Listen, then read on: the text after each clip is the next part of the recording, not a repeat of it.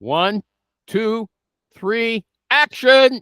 Hi, everybody. Recruiting Animal here on July 10 already, July 10th, 2024.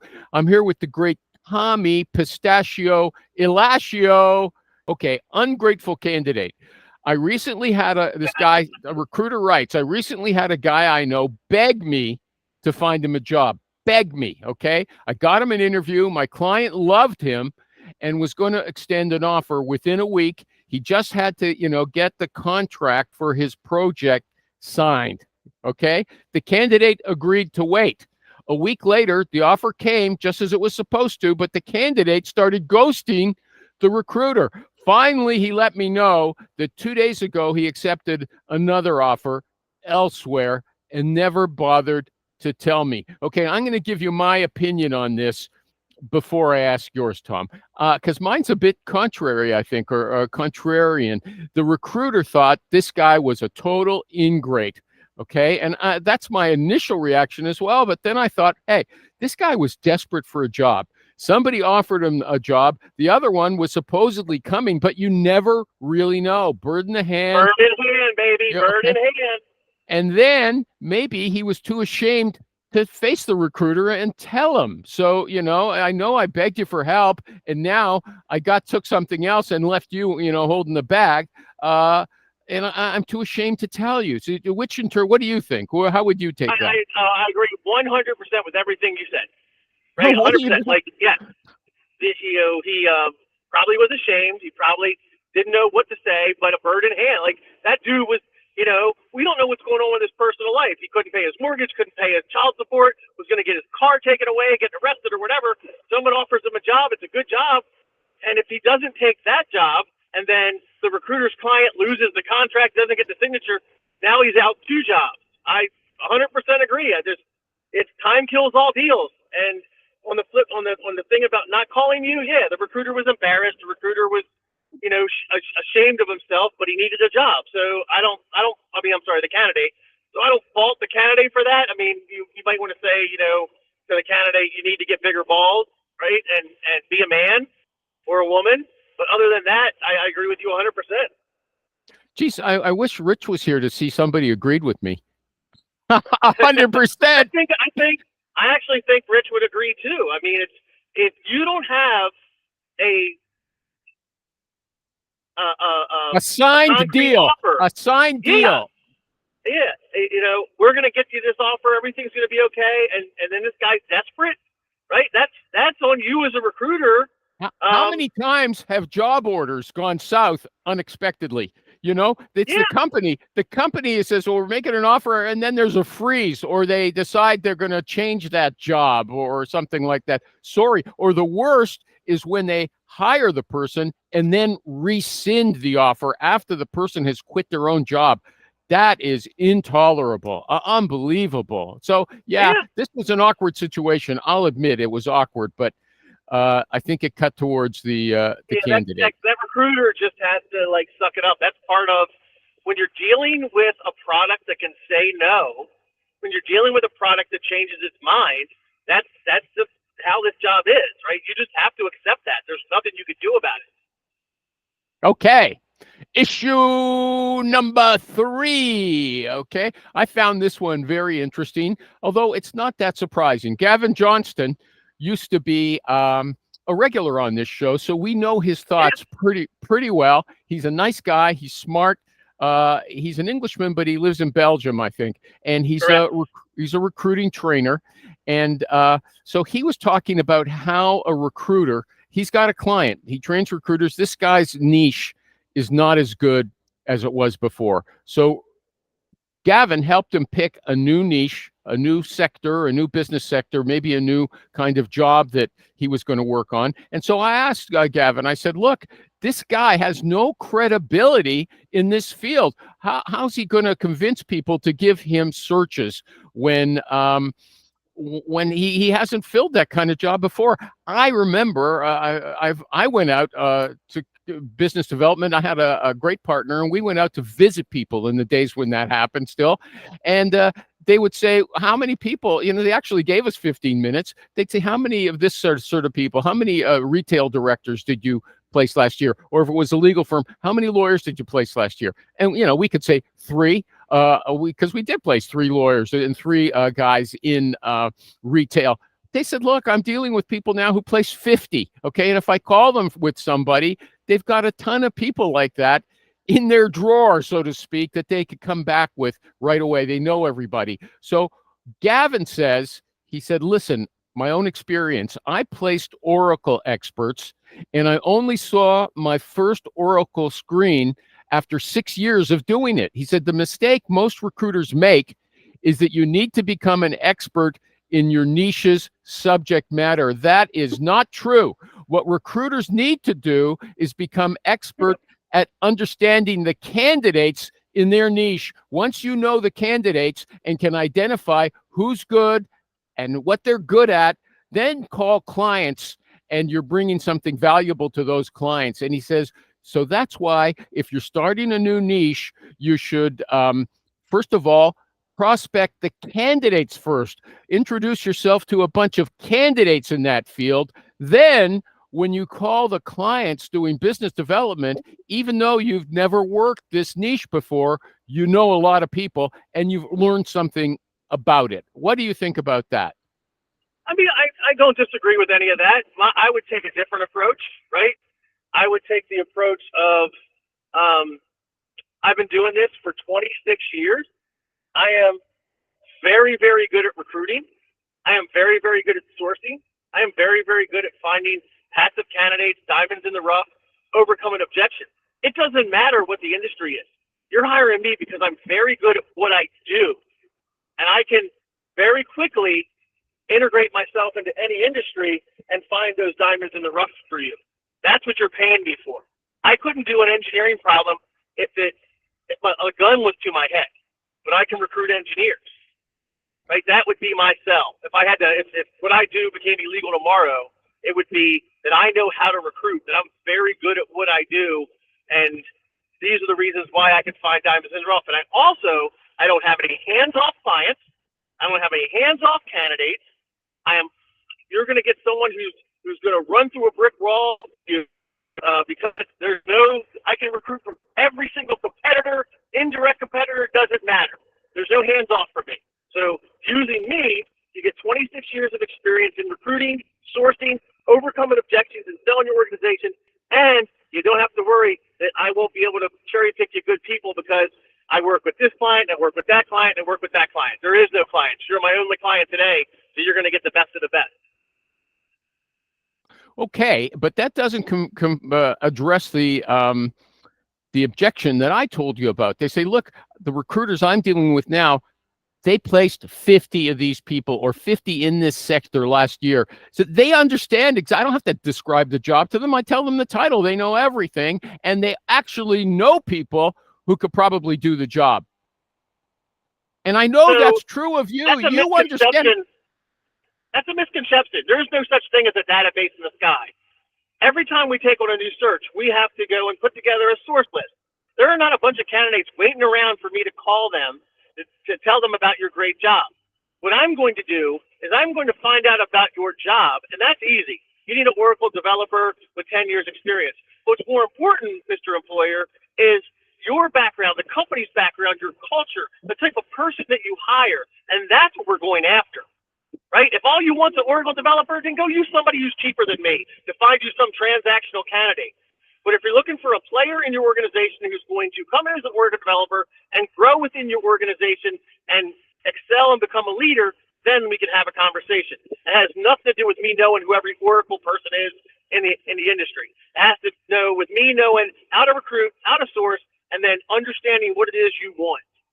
Okay. Now, we talked just a few weeks ago about how you're experimenting with mass emails that Rich uses as well. You said you sent out 300 emails or something like that. It was, dude, I'm having unbelievably great luck with it, or great success with it, if you want to call it that. A friend of mine, Julie Smith, who owns Smith Consulting out of Michigan, gave me a 6 or 7 step email campaign and she said one of the reasons that she was having success with it, she's a dinosaur like me who didn't believe in it, is the persistence, right? You're just like, you won't stop, right? And I did that, and I'm getting responses on my 6th and 7th email with stuff like, man, you don't give up. Okay, let's have a conversation. Or, man, you know what? I usually don't call recruiters, but you just won't, you must have something you're excited about. Let's talk. It was very eye-opening to see how the persistence paid off. And also the emails were very short and sweet, like a couple sentences, and that's it. Not tons of, I'm this, I'm wonderful, I'm great, yada, yada, yada. It was very quick and to the point, and the same stuff over and over again. And I got candidates set up for interviews. I got candidates I got to call back. I got candidates referring me, like saying, hey, I'm retiring, but here's 2 names. I was pleasantly surprised at how well it's working. Okay, so let me ask. So let's change gears, but I want to go back to, because I was going to challenge you. Actually, maybe I'll do that right now. First of all, he works in, I think the field would be called structural engineering. Is that fair? Yeah. Yeah. Okay. So you know tons about it. When you talk to an employer, they don't have to spend an hour describing a job to you. Am I right? Yes or no? No. No, I'm wrong, or no, they don't have to do it. You're right. They don't have to spend hours, because I understand it's very simple. But again, this is a job. It's a structural engineer who designed buildings, or a structural engineer who designed bridges. I mean, that's pretty simple. Okay, no, but you know the questions that you're going to have to ask. If I was going into structural engineering, I'd have to say, listen, hiring manager, what are the key questions you want me to ask? What are the important buzzwords that I have to look for? Okay, you know all that stuff already. Am I right? Okay, well, but real quick, back up a second. You're a really good recruiter. Are you telling me, with all the resources we have available today, you couldn't figure out what the buzzwords in a half an hour? Without talking to any employer? You know what? I'd like to get it from the horse's mouth, okay? I could tell you what all the software, this is the questions you would ask anybody, right? Like, what software do you guys use, right? What does the day-to-day look like in your organization? What is the day-to-day duties and responsibilities of a structural engineer? I still ask that question, even any new client who calls me and wants me to do a search for a structural engineer. I'm going to ask them, what software do you use? Is it Revit? Is it Tekla? Is it AutoCAD, right? And what does the day-to-day look like your structural engineer does? What do they do day-to-day? And what type of projects do you guys work on? Is it design build? Is it institutional? Is it industrial? Like, those are things you can easily figure out by just looking at what structural engineering is and using your brain and applying it to what your old niche was. If your old niche was bottle washing, right? How do you apply the same stuff to bottle washing to structural engineering? Get the buzzwords, and then ask the questions that you know is important, no matter how well versed you are in your niche.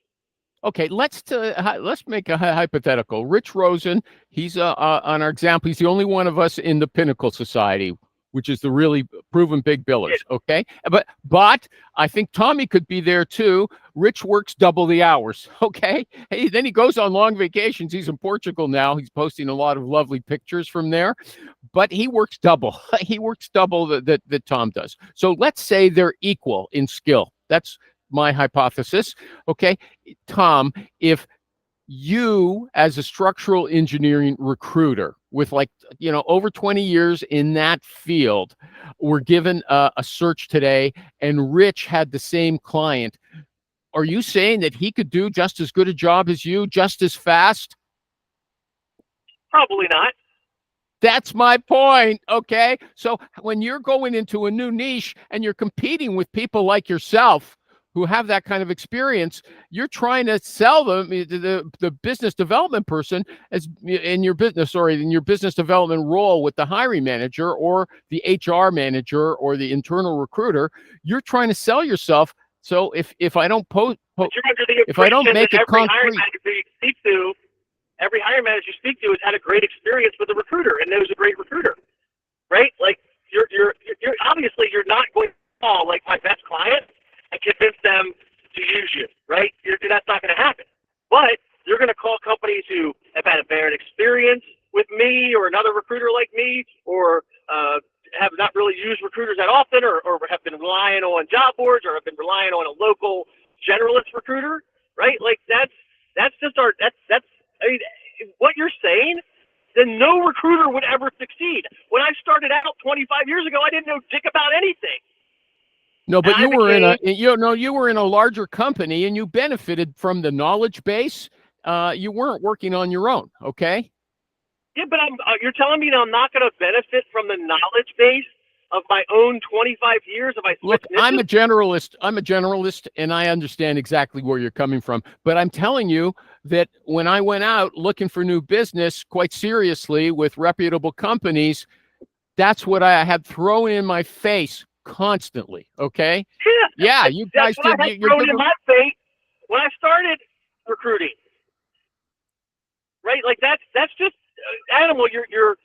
I understand what you're saying, and for somebody like me to switch niches, it's going to be difficult. Don't take your hands off the wheel. Look out the windshield, okay? Yeah, you're freaking me out. Dude, I'll stop. I'm at a traffic light. Oh, okay. So,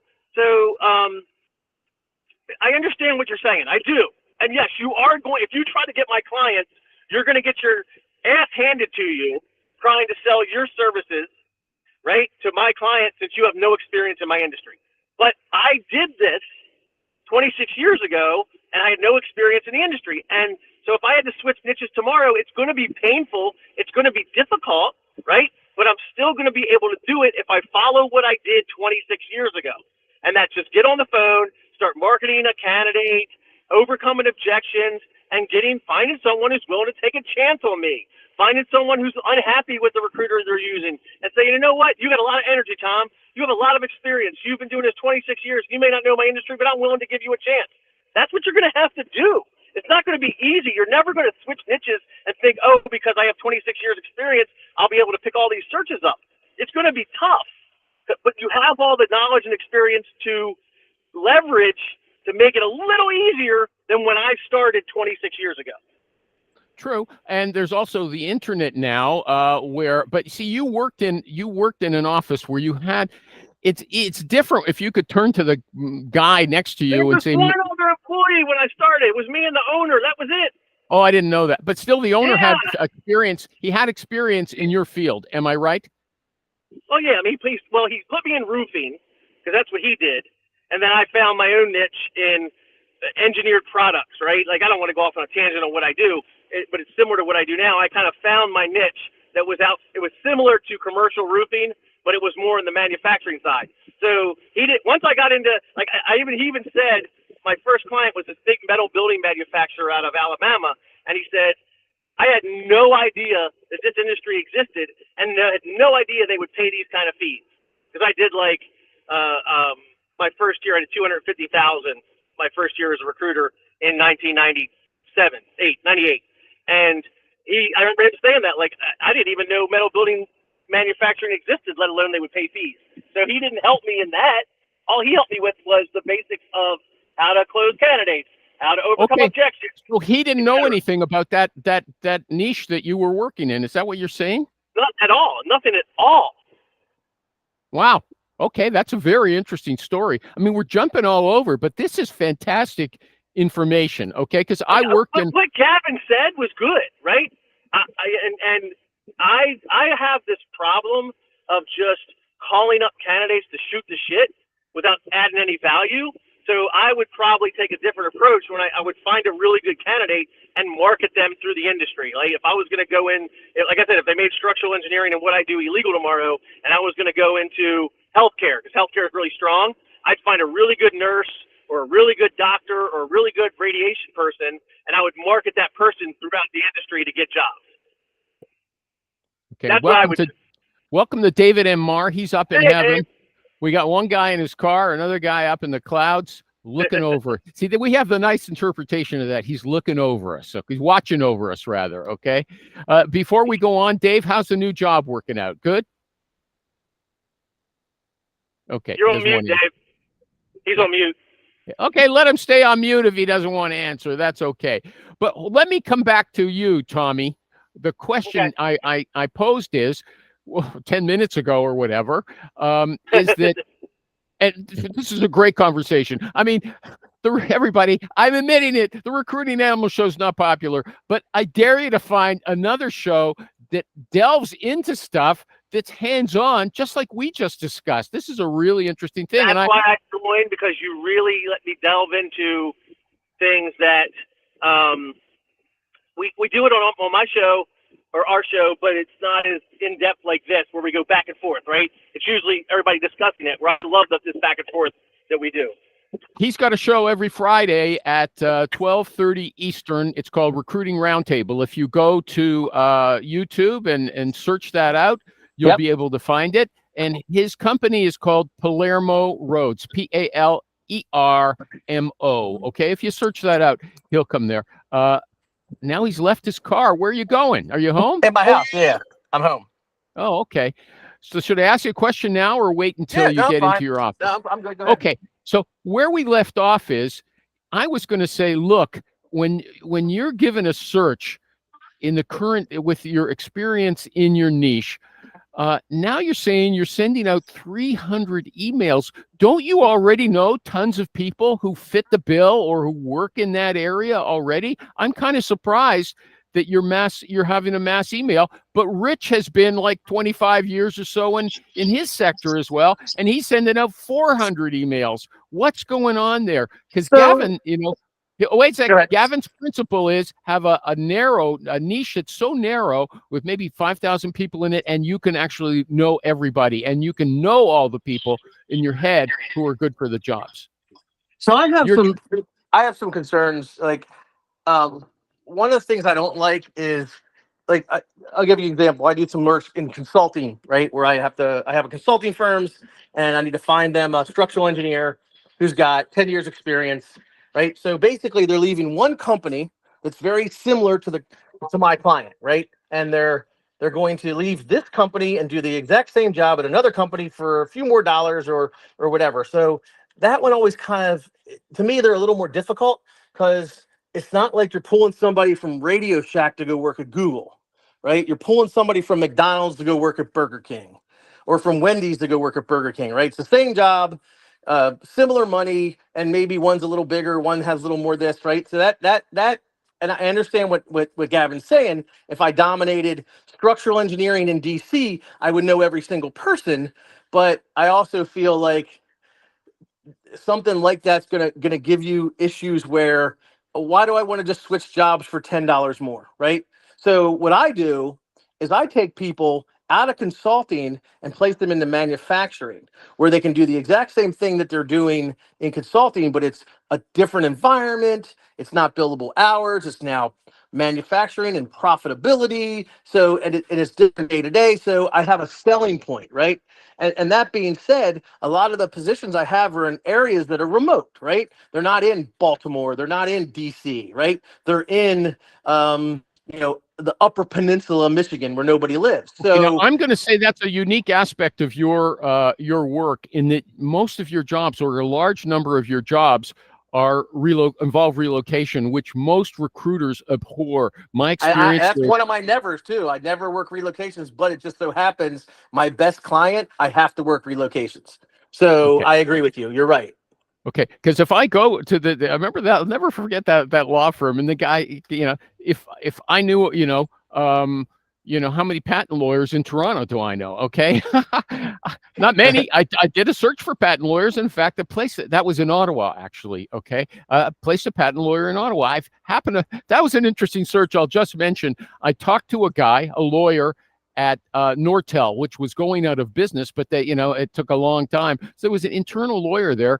He happened to have a friend who had lived in Europe, he went to school with, who was just coming back to Canada. He referred him to me.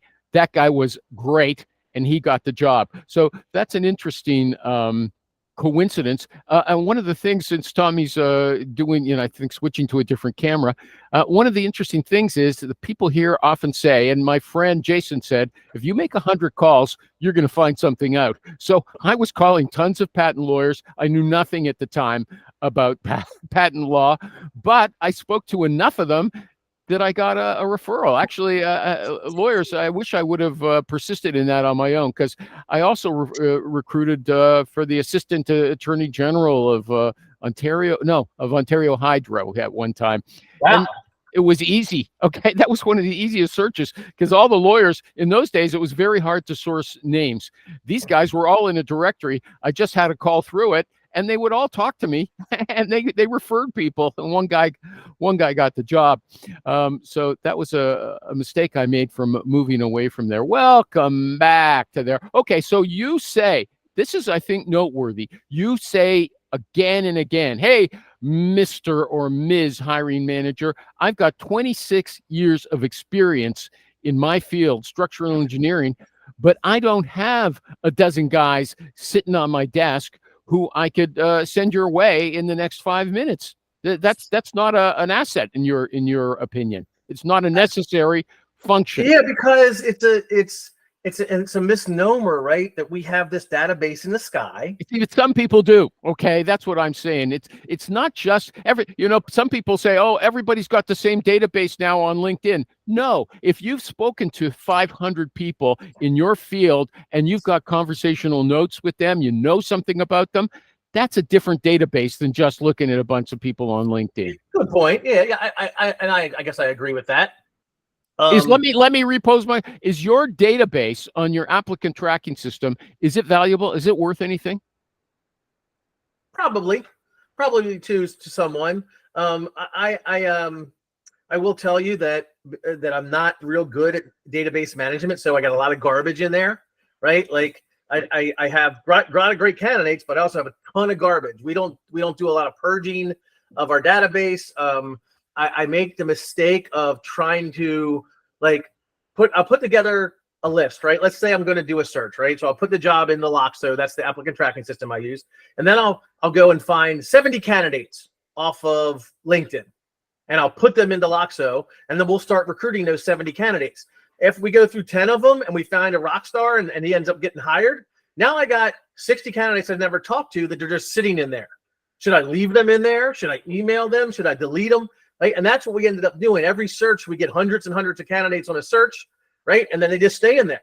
So we have this database of 40-some thousand people, and I would probably venture to guess that 30 or 40% of them we've never spoken to, and they were just sourced. Okay, but couldn't you tag the people that you've spoken to so they would be the first to come up? Yeah, and we're doing that. That's what I learned long before, that the mistakes that I made was not really focusing on the good candidates that I had that I may have talked to, and they said now's not a good time or whatever, and having them tagged so I could constantly stay in contact with them. So I'm trying to do that. That's a major issue with me as a recruiter that I'm very bad at, is staying in contact with all these great candidates that I've spoken to over the years. Like, I'll just call them when I got a search, right?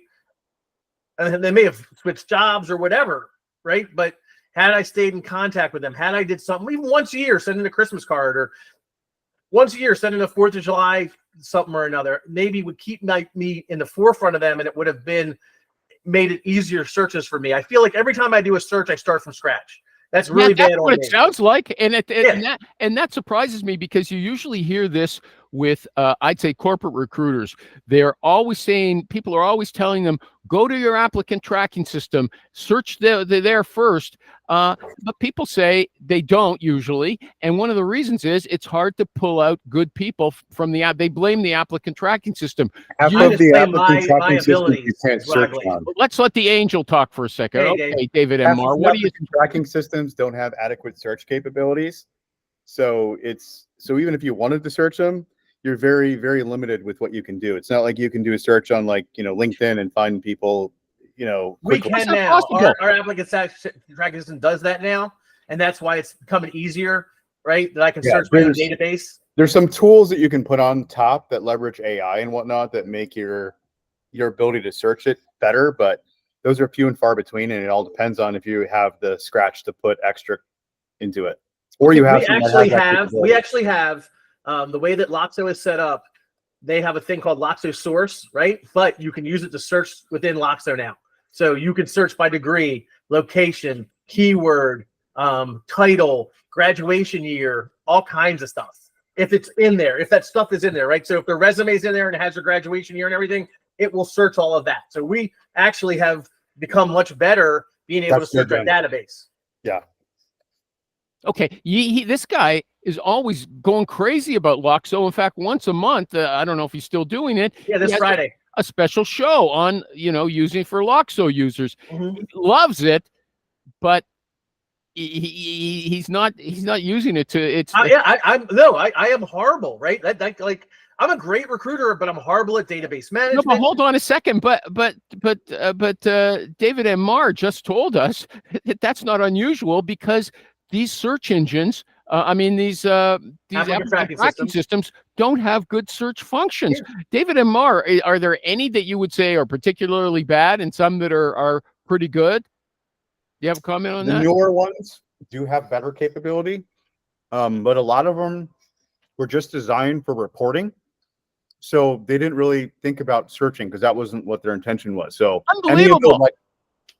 Most of the legacy ones are pretty horrible. Newer ones like Greenhouse, Lever, ones along the Loxo would be better. What about PC Recruiter, who used to be a sponsor? There's Ryan. PC Recruiter's Ryan. I used to use PC Recruiter back in the day. I had no problem searching in there. But that was quite a while ago, right? So I'm assuming it's better because I know that Martin Snyder, who's a regular on Facebook, he says they really try to stay ahead of the curve in their upgrades. I'm a big fan of PC Recruiter, at least from when I last talked to one of the reps there. So right here, internal database, 44,000 candidates in our database, and I could search by all of these, my database, right? I could search by industry, years of experience, skills. All of these things are searchable of my database now. Okay. Right? Yeah. That's how you can do it. Okay. Now I'm going to bring, since David M. Marr is awake for a few minutes, I'm going to bring him in to use against you, Tommy. Okay. Tom says, and we know this is true of Rich as well. Every time they get a search, even though they've been in the same niche for 25 years, David M. Marr, wake up. I hope you're listening. Okay. They do a search and then they send out a few hundred emails to, Tom just started doing that. They're really looking for new people. Whereas I was saying that if you're doing business development, one of your assets is saying that I know a lot of people in your field already that I have at my fingertips, and I don't have to do a search. I can just call them up directly. Is that true of you, David M. Marr? Do you have that kind of experience, or are you willing to move from one niche to the next? Well, in the corporate world, you have to basically work on multiple niches at a time. So in some cases, I have a network of people that I can tap into, like you're describing. But in a lot of cases, it starts with research and starting more or less from scratch. Okay, but you were hired in this new job for your expertise in a specific field. I mean, don't tell me that you're just a generalist in there, okay? I'm not saying my brain is going like Joe Biden's, but I'm younger than him. I've still got some memory left, okay? So the field and expertise, right? So he might be an expert, and Dave, I'm going to say, for example, he may be an expert in Oracle, overall Oracle, but then there's all these different positions, right? There's sales, project management, engineering, design, finance, yada, yada, yada. So is that it? Yeah, basically I'm asked to jump on, even though I was brought in because I work for a information security company currently and do sourcing for them. I get tapped to do marketing, sales, whatever, recruiting recruiters, etc. For them. Okay, which reminds me, Dave, I was creating some shorts, and I went through. We had a show where half the discussion, Tom came at the end of that one, was about how you got your job, and it struck me again that the recruiter who called you, he created a Boolean search using AI, ChatGPT, and that's how he came up with you. Okay, yeah, but I was one of three profiles. Okay, but you told us you don't really do that with chat. You like to write them by hand. What about somebody who's not as experienced with you? Is it really good to use ChatGPT to write Boolean strings? I think it's a great way to, it can help save a lot of time. Like if let's say Tom got a client and and they were a SaaS company and he wanted to find out who the top 10 I don't know, sales SaaS companies are, he could identify and have it create a Boolean search string and automate that for him. So then you can just copy and paste it. Okay, so we'll get into that another time. I want to come. What was it? I was saving something that I. Okay, well, you can go back to sleep for a while, Dave. Okay, but I had a follow-up question. Okay, you know what? Or Dave can stay on if he wants with this one. I did the show myself. You guys had your July 4th, okay? Nobody was around. I did the show myself, and I one of the things I talked about, I might have mentioned to you guys another time, there's a lot of funny cat videos around. Everybody knows about them, but I've discovered there's a Twitter page called Cats at Work. There's another one, Cats That Heal Depression. Okay, and there's funny videos there. You know, Tom just said, look, you know, I should have stayed in touch with these people I speak to once a year. What about sending them funny cat videos? Okay. Would that work, or would they say, this guy is an idiot? Okay. I'm a structural engineer.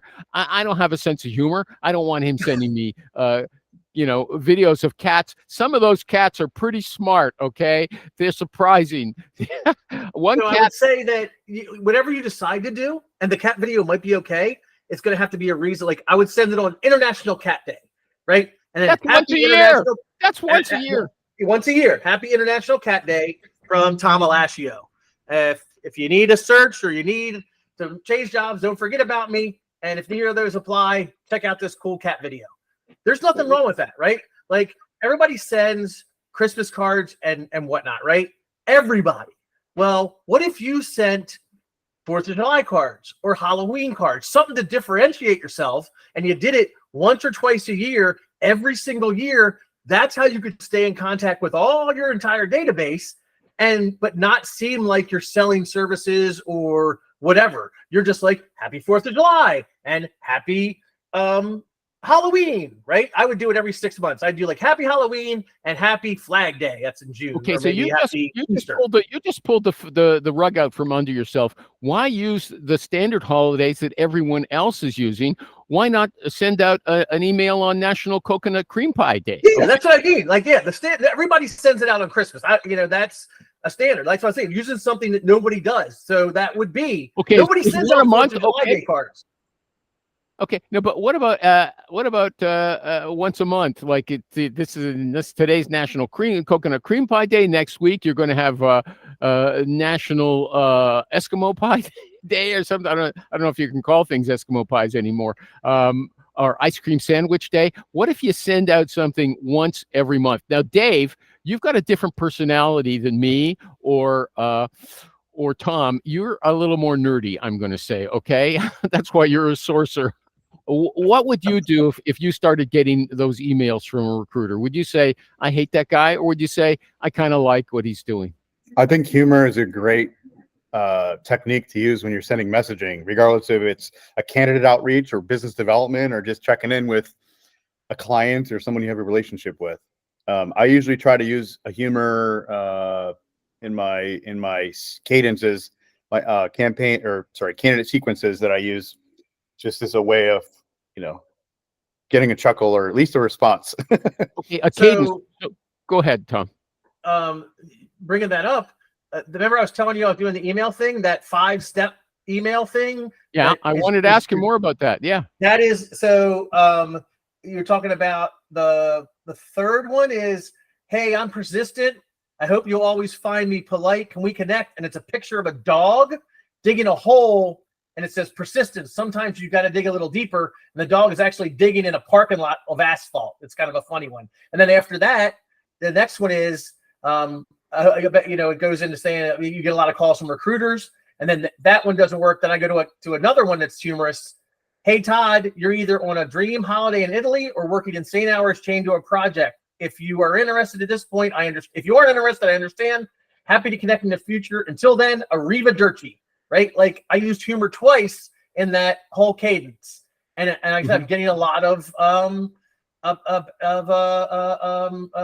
results from it, because people have said to me, "Yeah, you are persistent," or I love Italy or stuff like that. So I agree 100% on the humor thing. 100%. Okay, so you could say, "Hey Todd, you're either been taken hostage by terrorists, or you don't want to talk. You don't want to talk to me." I had one that was I used to fax to people when they didn't return my phone calls. It said, "Please check the reason why you have not returned my phone calls." And it was like, "I've been really busy, but I'm interested. Please send me more information. I forgot who you are. I find you annoying. I wish you would go away. Or I've been abducted by aliens. Please call for help." I would send that, and it would always get a call back every single time from that one. Okay, but what if you're not sending it like this dog in the parking lot as part of a string where it's from a recruiter for a recruiting job? What if it's just this wake up to keep? So what would you put in if it's a cat video about this cat who saves a little kid? You have to do it on International Cat Day or International Pet Day. But what would the subject line be? What would the subject line be? Happy International Cat Day from your favorite headhunter, Tom Lassio. How would they know it's from that? How would they wouldn't necessarily know your name even, right? So Happy Cat Day from your favorite headhunter, Tom Lassio. Okay. Would you agree with that, David M. Marr? Am I bugging you? Maybe you're right. He's busy writing code. I don't want to interrupt you too many times. No, What do you think, Dave? I mean, I think what Tom said, I would agree. If you're sending it, like, if you need a reason to reach out to people, it's good to check in, basically. It's a great check-in message and a great time to do it. Yeah, but what about the subject line? Your favorite headhunter, for Happy Cat Day from your favorite headhunter. Would that Happy International Cat Day? Yeah. Then there's a relevant reason why there's a cat video in there, right? You can't say Happy Halloween. Check out my cat video, right? Like you need there has to be cohesion. No, but they have to know it's coming. You can't just say Happy Cat Day because they might think it's just some kind of virus or something like that. Yeah, Happy Cat Day from your favorite headhunter, Tom Lassio. And they could see the whole thing in their email. And then it says, "Hey, first name. Hope you're having a great year. It's International Cat Day. Thought you'd appreciate a funny picture. And by the way, if you need to hire anybody or you need to make jobs or I can help in any way, give me a call. Otherwise, have a great year. Happy International Cat Day, Tom." That would be it. Okay. Well, at least everybody, hey, these guys aren't telling me I'm totally out to lunch with this cat Humor's videos. good. We all laugh, right? And if you find my jokes offensive, then fuck you. I don't want to deal with you anyway. Whoa! Whoa! I like humor. If you're that much of a sourpuss that you would get mad about that, then there's a problem, right? I'm not, and it's not like I'm sending you 1,000 emails, right? I'm sending you 1 or 2 a year just to remind you who I am and to send you a funny one a month. I'm thinking about 1 a month, okay? And Ernie said in a famous interview that I did with him, he said, "Look, I talk to people, VP HR, and they are stressed out. I want them to feel good when they talk to me, okay?" So he tries to joke around with them specifically. So he's saying that sense of humor, just like you're saying now, is something of value that you're offering to. Maybe, I don't know. I tend to think people aren't looking for humor that much, and I might be wrong.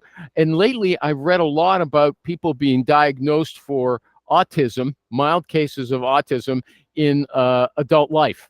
If I watch a few videos like that, or there was a big article in the New York Times about it today, I start thinking that maybe I've got it as well. I might have a shadow syndrome, okay? Because you can have there's a book called Shadow Syndromes. You can have a little of something, right? So, anyway, but if someone... I have imposter syndrome often.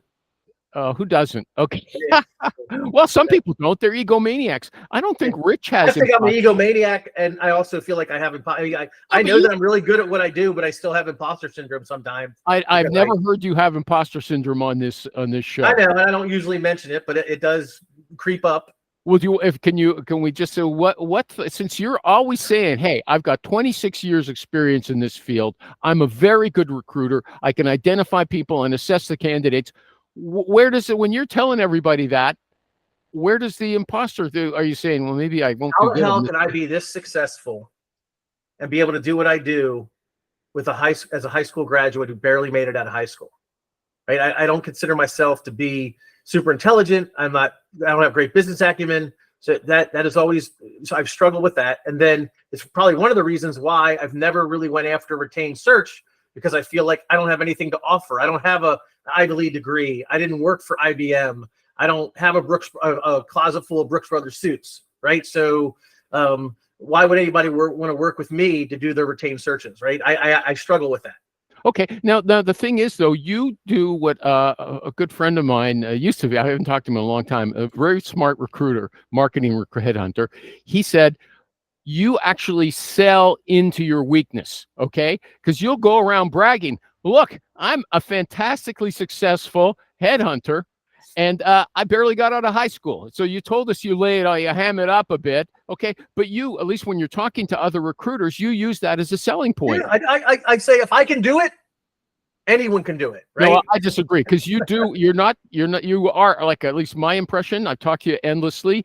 You're pretty smart, you're very quick, and you're glib in a good way, not a shallow way. Okay, you've got the gift of gab. And Rich also, I think Rich barely made it. I don't know what his marks were, but he says he's got ADHD. He didn't like being in school. He did graduate though. Okay, so he's got a BA, I think, or something like that, and he's placing people in high tech. Although I would be surprised if he had imposter syndrome. Okay, but anyway, let's leave that to the side. Ask him. A lot of people won't.